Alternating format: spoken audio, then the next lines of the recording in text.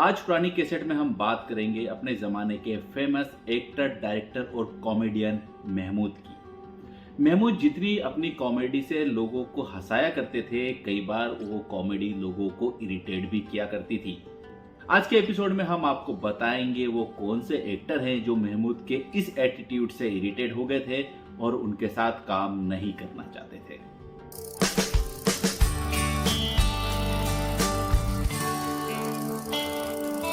मैं हूं रवि कपूर और आप देख रहे हैं पुरानी कैसेट। आज पुरानी कैसेट में हम किस्सा लेकर आए हैं महमूद का। महमूद जो अपनी कॉमेडी से लोगों के जहन में आज भी जिंदा हैं। पर क्या आप जानते हैं कि महमूद कई बार अपनी ओवर एक्टिंग से लोगों को इरिटेट किया करते थे और उस जमाने की तिकड़ी यानी कि देवानंद, राज कपूर और दिलीप कुमार, ये तीन बड़े एक्टर महमूद के साथ काम नहीं करना चाहते थे। महमूद के फादर मुमताज अली एक सिंगर थे और मुमताज अली नाइट्स भी चलाया करते थे। उनके परिवार की स्थिति ठीक नहीं थी, इसी कारण महमूद को कम उम्र में काम की तरफ ध्यान देना पड़ा। महमूद को पहली फिल्म मिली किस्मत, जिसे भारत की पहली सुपर डुपर हिट फिल्म कहा जा सकता है, जिसमें मेन लीड में थे अशोक कुमार। अशोक कुमार को फिल्म में अपने चाइल्ड रोल के लिए किसी एक्टर की जरूरत थी, जिसके लिए महमूद का सिलेक्शन किया गया था और वो रोल महमूद ने बखूबी निभाया भी था।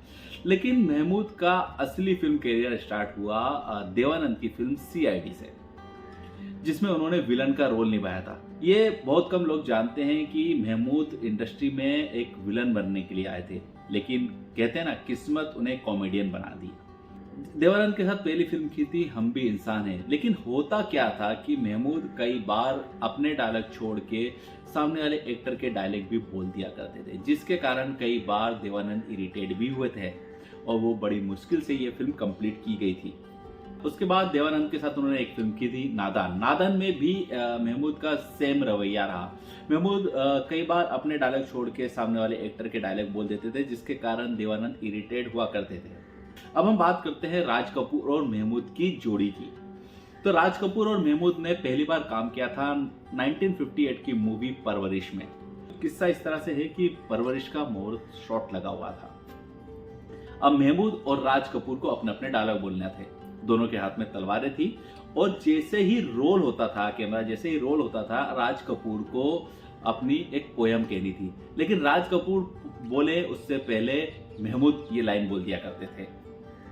इस बात से 2-3 बार रीटेक भी हुए। इस बात से नाराज राज कपूर ने महमूद को बोल दिया कि तुम बंदर की तरह बीच में क्यों उछल रहे हो। इस बात पे हाजिर जवाबी महमूद ने कह दिया क्योंकि आप स्वीपर की तरह झाड़ू लगा रहे हैं। लोगों ने इसे बड़ा फिल्म का पार्ट समझ के एंटरटेन किया, लेकिन ये बात राज कपूर को बहुत बुरी लग गई थी।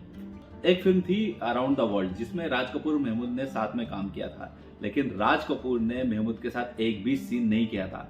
उस फिल्म के लिए राज कपूर को 1,80,000 मिले थे, वहीं पर महमूद को सिर्फ 4,000 रुपए फीस दी गई थी।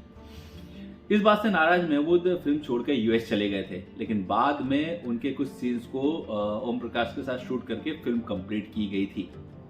कुछ ऐसा ही किस्सा दिलीप कुमार के साथ है। दिलीप कुमार अपने जमाने के सुपरस्टार थे।